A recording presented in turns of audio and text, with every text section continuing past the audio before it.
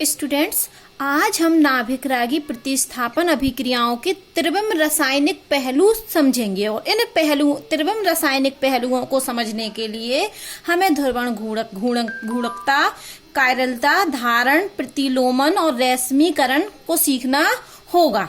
ये शब्द आज हम सीखेंगे। इसके पहले मैंने आपको बताया था कि SN2 अभिक्रिया में विन्यास का प्रतीपन होता है, जबकि SN1 अभिक्रिया में क्या होता था, रश्मीकरण होता था। मैंने एक शब्द बोला था रश्मीकरण और कहा था यहाँ D और L रूप होते हैं जिनको डिटेल में बताएंगे। तो आज हम ये कुछ पहलू समझ रहे हैं नाभिकरागी प्रतिस्थापन अभिक्रियाओं के त्रिविम रासायनिक पहलू। त्रिविम मतलब मान के चलो ये कोई कार्बन हमारा ग्रुप है, ये कोई कार्बन हमारा ग्रुप है, इससे चार वैलेंसी से कोई ग्रुप जुड़े हैं, A, B और ये कोई C और ये कोई D। तो ये चारों तरफ जो विन्यास है ना त्रिविम में, हमारे स्पेस में, इसको हम त्रिविम कहते हैं। ठीक है, चारों तरफ। और एक्चुअली में ये ऐसे होते नहीं है। कैसी ये जो कार्बन से चार संयोजकता से चार जो समूह जुड़े होते हैं वो चतुष्फलकीय रूप में जुड़े होते हैं, चतुष्फलकीय। ठीक है, इनका संरचना बनाएंगे तो कैसी होगी, चतुष्फलकीय। कक्षा 11 में आपकी डिटेल में है, आपका चित्र भी था। तो सबसे पहले तो हम ध्रुवण घूर्णकता समझ रहे हैं। होता क्या है कि हमने कोई यौगिक लिया और उस यौगिक का क्या बनाया, विलयन। एक हमने क्या लिया, यौगिक, और उस यौगिक का क्या बनाया, विलयन। और इस यौगिक के विलयन में से हमने समतल ध्रुवित प्रकाश को गुजारा। तो क्या होता है कि ये विलयन क्या करता है, ये यौगिक का विलयन समतल ध्रुवित प्रकाश को या तो दाईं तरफ या बाईं तरफ घुमा देता है। आप इसको इस तरीके से समझिए। मान लिया हमारे पास ये कोई यौगिक का विलयन है, ये क्या है, हमारे यौगिक का विलयन है, ये हमारे क्या है, यौगिक का विलयन है। और हमारा ये क्या है, समतल ध्रुवित प्रकाश है, कोई समतल ध्रुवित प्रकाश। तो क्या कहा था हमने कि हमारे पास कोई यौगिक का विलयन था और उस यौगिक के विलयन में से हमने समतल ध्रुवित प्रकाश को गुजारा। समतल ध्रुवित प्रकाश आप जानते हो, प्रकाश वैसे कैसा होता है, प्रकाश की डायरेक्शन कहाँ होती है, चारों तरफ। ठीक है, प्रकाश की डायरेक्शन कैसी होती है, चारों तरफ। लेकिन इसकी दिशा आपको कैसी दिख रही है, सिर्फ एक तरफ, एक तल में, इसलिए इसको बोलते हैं समतल ध्रुवित प्रकाश। इस समतल ध्रुवित प्रकाश को जब हम यौगिक के विलयन में से गुजारते हैं तो ये यौगिक क्या करता है, इस प्रकाश को, ये भी देखो डायरेक्शन ऐसी थी, अब हमने क्या किया, ऐसे घुमा दिया।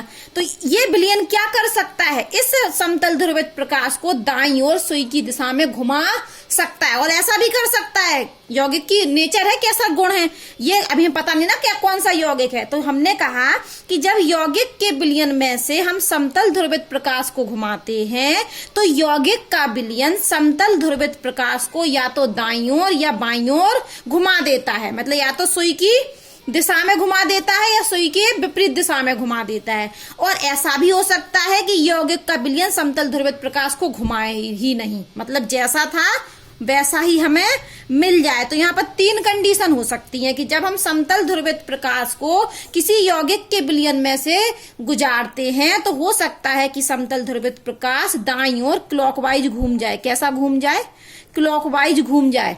हो सकता है कि बाईं ओर मतलब एंटी क्लॉकवाइज घूम जाए। हो सकता है कोई अंतर नहीं आए, नो इफेक्ट, कोई अंतर ना आए। तो जब नो इफेक्ट आए, कोई अंतर ना आए प्रकाश के तल में, तो ये यौगिक कैसा होगा। अगर ये वाली ये पहली कंडीशन मान ली हमने, इसको दूसरी मान ली, इसको तीसरी मान ली। अगर तीसरी कंडीशन हुई तो तीसरी का अर्थ है कि जो यौगिक है वो ध्रुवित नहीं है।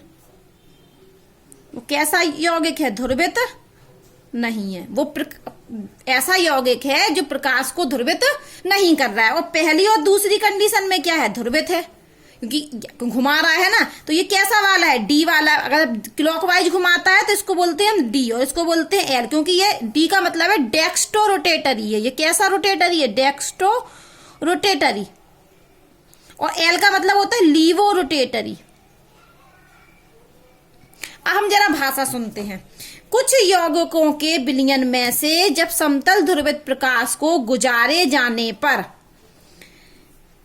क्या होता है, प्रकाश के तल को घूर्णित कर देता है, मतलब प्रकाश के तल को घुमा देता है। यही तो मैंने बोला, इस प्रकाश के यौगिक को ध्रुवण घूर्णक यौगिक कहते हैं। ये कैसे यौगिक हैं, ये यौगिक कैसा हुआ, ध्रुवण घूर्णित यौगिक। और ये वाला कैसा हुआ, आघूर्णित मतलब घूर्णन नहीं हुआ, क्योंकि उसने समतल ध्रुवित प्रकाश के तल को घुमाया ही नहीं।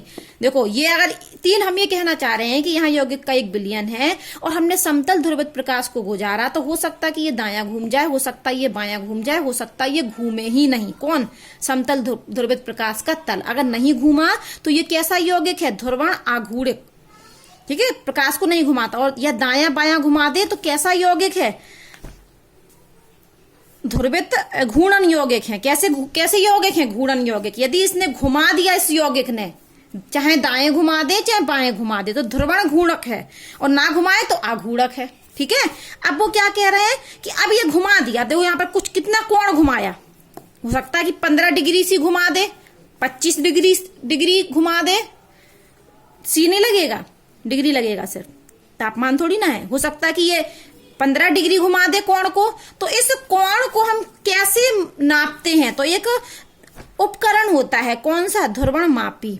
तो वो कह रहे हैं कि उस कोण को जिस पर ध्रुवित प्रकाश का तल घूर्णित हो जाता है, जितने पर तल घूम रहा, उस कोण को हम एक उपकरण के नाम के द्वारा माप सकते हैं। उस उपकरण का नाम क्या होता है? ध्रुवण मापी उपकरण होता है। अब वो कह रहे हैं कि यदि यौगिक समतल ध्रुवित प्रकाश के तल को दाईं ओर घुमा देता है, यदि यौगिक क्या करता है? समतल ध्रुवित प्रकाश को दाईं ओर घुमा देता है, मतलब ये वाली कंडीशन यदि होती है, तो अर्थात घड़ी की सुई की दिशा में घुमा देता है, दाईं ओर बोले चाहे घड़ी की सुई की दिशा में बोले, तो उसे हम दक्षिण ध्रुवण घूर्णक कहते हैं।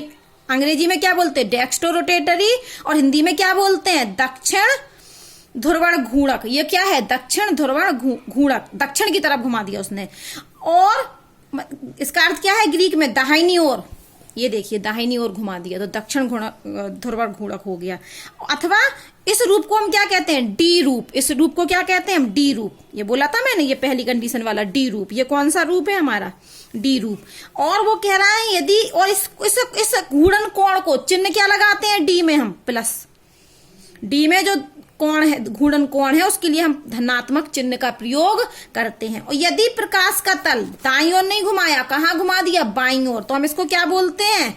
Levo rotatory. तो अंग्रेजी में बोलते हैं यदि प्रकाश के तल को बाईं ओर घूर्णित करता है, अर्थात घड़ी की सुई की विपरीत दिशा में, तो यौगिक को क्या बोलते हैं? वाम ध्रुवण घूर्णक। यहाँ क्या बोलते थे सुई की दिशा वाले में? दक्षिण ध्रुवण घूर्णक। यहाँ क्या बोलते हैं? घड़ी की सुई की विपरीत दिशा में घुमा रहे हैं, वाम ध्रुवण घूर्णक। और इसको क्या बोलते हैं? एल रूप कहते हैं। ठीक है, और एल रूप में जो घूर्णन कोण होता है उसको ऋणात्मक चिन्ह लगाते हैं, और डी रूप में क्या लगाते हैं? कोण के लिए धनात्मक चिन्ह। इस प्रकार प्लस और माइनस ये दो समावयवियों का ध्रुवण समावयवी कहते हैं। ये समावयवी हैं, इनके अणुसूत्र समान होते हैं, सिर्फ संरचना सूत्र अलग अलग होते हैं। तो ये प्लस और माइनस जो डी और एल जो रूप होते हैं, डी और एल रूप, वो हमारे समावयवी होते हैं। लेकिन कैसे समावयवी?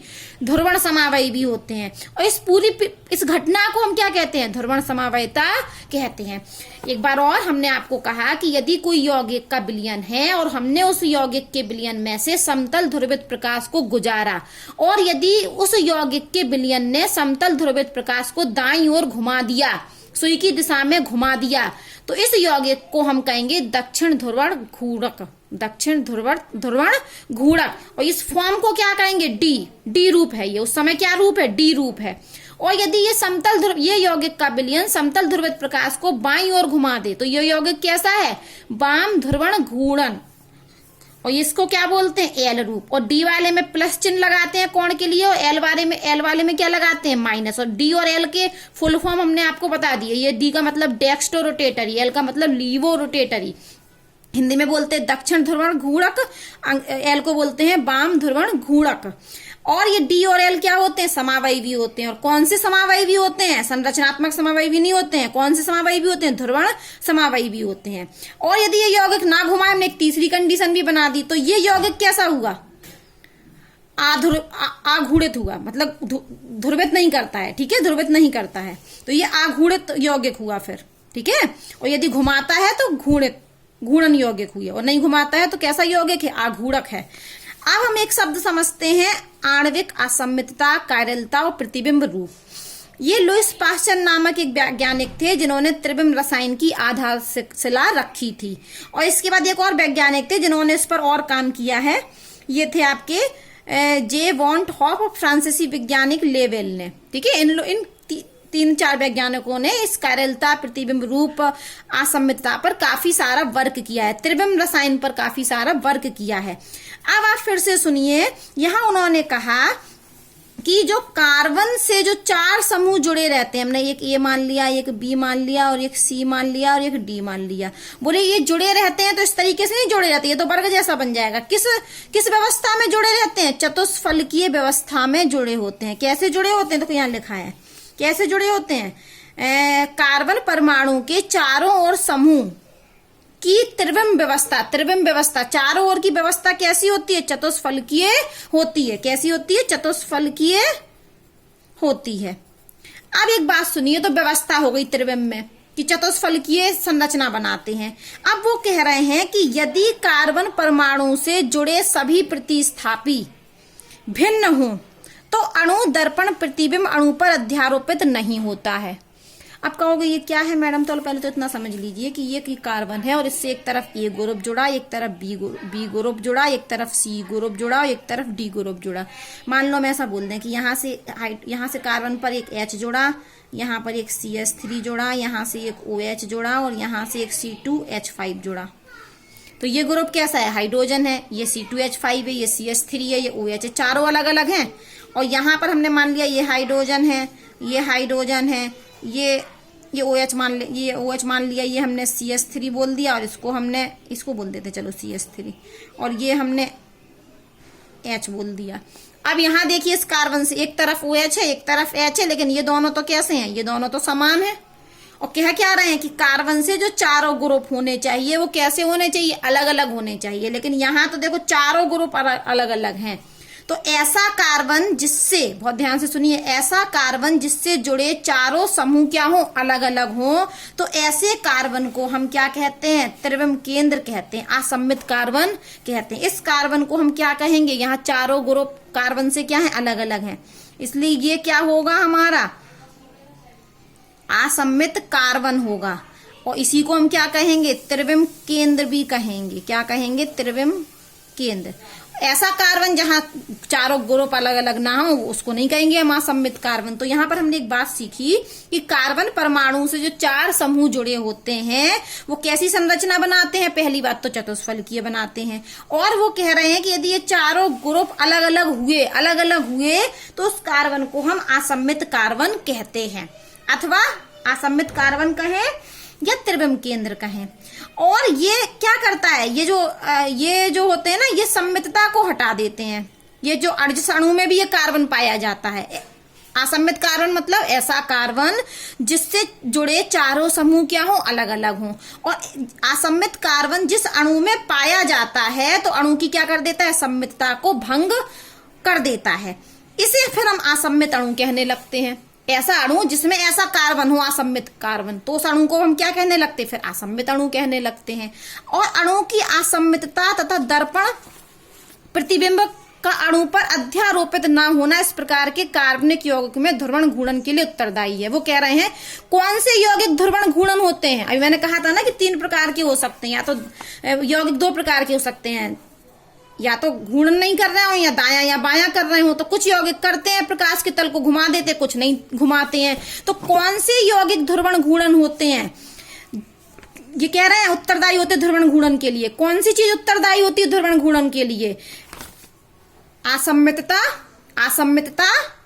और दर्पण प्रतिबिंब का अध्यारोपित ना होना। ये 2 चीजें, असम्मितता और दर्पण प्रतिबिंब का अणु पर अध्यारोपित ना होना, ये दोनों चीज किसके लिए उत्तरदायी होती हैं? यौगिक में ध्रुवण घूर्णन के लिए उत्तरदायी होती हैं। इस लाइन को भी समझा रहे हैं। अब आप यहाँ देखिए, ये कुछ चित्र बने हैं।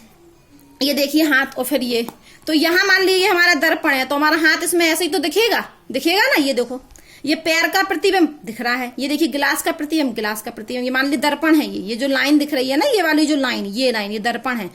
ये कोई सर्कल बना है, इसका प्रतिबिंब सर्कल ऐसा दिखेगा, गोला दिखेगा। अब हम चाहें कि इस हाथ को, ये एक दूसरे के क्या है? इनको बोलेंगे हम प्रतिबिंब रूप। ये इसका प्रतिबिंब है, ये इसका प्रतिबिंब है, ये इसका प्रतिबिंब है, ये इसका प्रतिबिंब है। दर्पण में प्रतिबिंब ही तो दिखता है। तो अगर हम चाहें कि इस प्रतिबिंब को इस पर अध्यारोपित कर दें, मतलब रख दें, अध्यारोपित कर दें, तो क्या ये पूरा पूरा ढक जाएगा? आप खुद देखिए कि अगर मैं अपने, ये मेरा ऐसा हाथ बना है इसी स्ट्रक्चर में, मैं इस हाथ को इस पर रखना चाहूं तो मेरा हाथ पूरा ढक गया? नहीं ढका ना। अंगूठा अलग, ये देखो अंगूठा अलग दिख रहा है, ये छोटी उंगली अलग दिख रही है, अध्यारोपित हुआ? नहीं हुआ ना। अब मान लें कि हमारे पास ये पेन है और एक पेन ये है, हमने इस पेन को इस पेन पर अध्यारोपित किया तो ये देखिए पूरा ढक गया। नीचे वाला पेन दिख रहा है अब आपको? नहीं दिख रहा ना। ऐसे ही हमारे पास यहाँ देखिए कि ये वाले प्रतिबिंब तो है, ये इसका प्रतिबिंब तो है, लेकिन जब हम इसको अध्यारोपित कर रहे हैं, मतलब इस पर रख रहे हैं, इसको ढक रहे हैं, तो ये पूरा पूरा नहीं ढक रहा है। यहाँ देखिए अगर ये इसका प्रतिबिंब भी है और इसको यदि इस पर हम अध्यारोपित करें तो ये इसको ढक भी लेगा। ऐसे ही यहाँ ये एक दूसरे के क्या है, प्रतिबिंब है, और इनको यदि हम अध्यारोपित करें तो ये एक दूसरे को अध्यारोपित हो जाते हैं, लेकिन यहाँ पर अध्यारोपित नहीं हो रहे हैं। अब दोनों बात सुनिए बहुत ध्यान से। वे वस्तुएं जो अपने दर्पण प्रतिबिंब पर अध्यारोपित नहीं होती हैं, ऐसी वस्तु जो अपने दर्पण प्रतिबिंब पर, ये इसके दर्पण प्रतिबिंब है ना, और इन दर्पण प्रतिबिंब पर अध्यारोपित नहीं होती हैं, तो इन इन इन इन इन वस्तुओं को क्या कहते हैं? कायरल वस्तु कहते हैं। और ऐसी वस्तु जो अपने दर्पण प्रतिबिंब पर अध्यारोपित हो जाती है उनको हम अकायरल कहते हैं। और इस गुण को कायरलता, इसको अकायरलता। ये देख रहे हो, यहाँ दर्पण प्रतिबिंब है, यदि ये अपने कोई भी वस्तु हो, यदि वो अपने दर्पण प्रतिबिंब पे अध्यारोपित हो जाए, अगर हो गई अध्यारोपित तो अकायरल वस्तु हो गई, और नहीं हो रही अध्यारोपित तो कायरल वस्तु हो गई। ठीक है, यहाँ पर पूरी परिभाषाएं आपको लिखनी है। अब वो यहाँ पर एक एग्जाम्पल लिया उन्होंने, प्रोपेन-टू-ऑल। क्या लिया? प्रोपेन-टू-ऑल। ये हमारी प्रोपेन है, देखिए प्रोपेन मतलब 3 कार्बन, ये 2, तीसरा कार्बन ये छुपा हुआ है। तो इस कार्बन से आप देखिए एक तरफ क्या जोड़ा? OH ग्रुप, एक तरफ क्या जोड़ा? H ग्रुप, और एक तरफ क्या जोड़ा? CH3 ग्रुप, और एक तरफ CH3 ग्रुप। मैंने क्या कहा था? कायरल कौन से समूह होते हैं? जब चारों समूह क्या हो? अलग अलग हों। तो प्रोपेन-टू-ऑल में 2 ग्रुप समान हैं। इनके ये कार्बन है यहाँ पर बीच में, ये कार्बन से चारों समूह समान नहीं है, समान मतलब भिन्न भिन्न नहीं है। चारों को कैसा होना चाहिए? भिन्न भिन्न। 2 क्या हो गए? समान। तो यहाँ साफ साफ लिखा है प्रोपेन-टू-ऑल में असम्मित कार्बन परमाणु नहीं है। असम्मित कार्बन परमाणु कौन होता था? ऐसा कार्बन जिसमें चारों समूह क्या हो? अलग अलग हो। असम्मित कार्बन की भी परिभाषा बताई थी ना। असम्मित कार्बन कौन सा होता था? जिसमें चारों समूह अलग अलग हो। तो इस कार्बन से तो चारों समूह अलग अलग नहीं है, ये अलग है, ये अलग है, लेकिन ये दोनों तो क्या है? समान है। तो ये असम्मित कार्बन नहीं है। तो प्रोपेन-टू-ऑल में असम्मित कार्बन नहीं है। क्यों नहीं है? क्योंकि चतुष्फलकीय कार्बन परमाणु से जुड़े चारों समूह असमान नहीं है, सब अलग अलग नहीं है। 2 कैसे हो गए? समान हो गए। तो ये क्या हो गया? ये कैसा अणु हो गया? अकायरल। ठीक है, कायरल में क्या होता कि चारों समूह कैसे होते? अलग अलग होते। और यदि हम इसको घुमा दें, अब ये देखिए, आप इस चित्र को देखिए, ये प्रोपेन-टू-ऑल है। पहले हमने कहा कि इसमें चारों ग्रुप समूह समान नहीं है, इतनी बात समझ में आ गई। मतलब प्रोपेन-टू-ऑल में कोई भी कार्बन असम्मित कार्बन नहीं है। अब ये वाला, ये दोनों देखिए, ये इसका दर्पण प्रतिबिंब है। अगर हम इसको दर्पण में देखेंगे तो ऐसे ही तो दिखेगा। ठीक है, कोई वस्तु आप रख के देख लीजिए दर्पण में, आपको समझ आ जाएगा। ये इसका दर्पण प्रतिबिंब है। अब हमने इस प्रतिबिंब को दर्पण, ये देखो, ये इसका दर्पण प्रतिबिंब है। ये क्या है? दर्पण प्रतिबिंब इसका। अब हमने इस दर्पण प्रतिबिंब को लिया, इस दर्पण प्रतिबिंब को, और 180 पे घुमा दिया। 180 का मतलब समझ रहे हो? अभी देखिए, ये पेंसिल है हमारे पास, अब हमने इसको घुमा दिया 180 पर, तो पलट गई। देखो, अभी ये देखो, सिरा यहाँ था, अब हमने इसको 180 पे लेके पूरा घुमा दिया, तो सिरा किस तरफ आ गया? इस तरफ आ गया। तो ऐसे ही हम इसको घुमाएंगे तो ये OH ये पूरा क्या होगा? ये OH अभी इस तरफ था, ये इस तरफ आ जाएगा। देखो ऐसे, ये घुमा दिया मैंने, ये था। चलो इस तरफ ले लेते हैं। मान लो ये हमारा OH है, ये हमने इसको 180 पे घुमाया, तो OH कहाँ गया? इधर आ गया। तो पहली बात तो कि ये दोनों क्या है? एक दूसरे के दर्पण प्रतिबिंब है। ये क्या है? इस पहले वाले का दर्पण प्रतिबिंब है, और हमने इसको 180 पे घुमा दिया। तो जब हम 180 पर इसको घुमा रहे हैं तो हम इसको अध्यारोपित भी कर सकते हैं। अब देखो, अब इसको छुपा लें, इसको इस पर रख दें। ये इस पर तो अध्यारोपित नहीं हो रहा था, लेकिन ये इस पर अध्यारोपित हो रहा है। तो ऐसे ही संरचनाएं जो जिनमें क्या हो? चारों समूह अलग अलग ना हो और वो एक दूसरे पर अध्यारोपित भी हो जाए, तो वो कैसे अणु होते? अकायरल अणु होते। एक तो ये वाली परिभाषा थी कि दर्पण प्रतिबिंब क्या करें, एक दूसरे पर अध्यारोपित ना हो तब कायरल होंगे, और अध्यारोपित हो रहे हैं तो अकायरल होंगे। तो यहाँ अभी तो अध्यारोपित नहीं हो रहे थे, लेकिन 180 पर घुमाने पर ये इस पे अध्यारोपित हो रहा है ना, कर सकते हैं ना इसको हम इस पर अध्यारोपित। तो ये कैसा हो गया, ये कैसा हो गया, अकायरल अणु हो गया। ये किसकी बात हो रही थी, प्रोपेन टूऑल की। अब हमने ले लिया ब्यूटेन टूऑल। क्या ले लिया अब हमने एग्जाम्पल, ब्यूटेन टूऑल। ब्यूटेन टूऑल में 4 कार्बन होंगे, तो एक कार्बन तो ये है, एक ये है, और ये 2 इकट्ठे हैं। अब आप इस कार्बन को देखिए, इस कार्बन में एक तरफ क्या जोड़ा OH, एक तरफ क्या जोड़ा H, एक तरफ क्या जोड़ा मिथाइल ग्रुप, और एक तरफ क्या इथाइल ग्रुप। तो पहली बात तो ये चारों ग्रुप हैं अलग। तो ये कार्बन कैसा कार्बन हुआ, असम्मित कार्बन। कैसा कार्बन, असम्मित कार्बन। और ये इसका क्या है, दर्पण प्रतिबिंब। अब हमने इस दर्पण प्रतिबिंब को फिर घुमा दिया 180 पर, तो अब ये इस पर क्या हो जाएगा, अध्यारोपित होगा। देखिए होगा क्या अध्यारोपित, चलो हम रख के देखते हैं, इसको उठाइए, इसको इस पे रखिए। तो OH पे तो OH आ गया, ढक लिया उसने। लेकिन यहां पर जब हमने इसको इस पे उठा के रखा और H पे H भी ढक लिया, लेकिन आप जब ऊपर वाले पे देखिए, यहाँ पर क्या जोड़ा है, CH3, और यहाँ पर क्या जोड़ा है, C2H5। अलग ग्रुप है ना, तो कैसे एक दूसरे को ढक लेंगे। यहाँ पर इस तरफ C2H5 और नीचे यहाँ पर क्या है, CH3। तो ये इस पर अध्यारोपित नहीं हो रहे हैं। और जो दर्पण प्रतिबिंब पर ऐसी वस्तुएं जो अपने दर्पण प्रतिबिंब पे अध्यारोपित नहीं होती हैं, वो क्या कहलाती थी, कायरल। और जो अपने दर्पण प्रतिबिंब पे क्या हो जाए, अध्यारोपित हो जाए, वो अकायरल थी। यहां से वापस आप रिवीजन कीजिएगा। ऐसी वस्तुएं जो अपने दर्पण प्रतिबिंब पे अध्यारोपित नहीं होती हैं, यहाँ पर अध्यारोपित नहीं हो रही हैं, इसलिए कायरल हैं। और यदि अध्यारोपित हो जाए अपने दर्पण प्रतिबिंब पे तो अकायरल है। इसलिए ब्यूटेन टूऑल अकायरल अणु है, क्योंकि एक तो इसमें चारों ग्रुप समान हैं। 2 ग्रुप क्या है, समान, अलग अलग होने चाहिए ग्रुप, ऊपर से अध्यारोपित भी हो रहा है। और यहाँ पर चारों समूह भी अलग हैं और अध्यारोपित भी नहीं हो रहा है, इसलिए ब्यूटेन टूऑल क्या है, अकायरल है। ब्यूटेन टूऑल क्या है, अकायरल अणु है। जबकि ब्यूटेन टूऑल क्या है, ब्यूटेन टूऑल अकायरल है, जबकि ब्यूटेन टूऑल कायरल है, और प्रोपेन टूऑल क्या है, अकायरल है। अब ये क्या होते हैं, त्रिबिंब समावयवियों का परस्पर जो संबंध है वो अध्यारोपित ना हो सकने वाले दर्पण प्रतिबिंब की तरह है। तो इनको हम क्या कहते हैं, प्रतिबिंब रूप भी कहते हैं। और यही प्रतिबिंब रूप के जो भौतिक गुण होते हैं, प्रतिबिंब रूप क्या होते हैं, ऐसे त्रिबिंब समावयवी का संबंध जो एक दूसरे पर अध्यारोपित ना हो, हम प्रतिबिंब रूप कहते हैं। इनको एंटियोमर भी कहते हैं। और एंटियोमर में जो क्या होते हैं, 2 जो एंटीमर होते हैं ना, प्रतिबिंब रूप होते हैं, उनके गलनांक, क्वथनांक, अपवर्तनांक और गुण क्या होते हैं, समान होते हैं।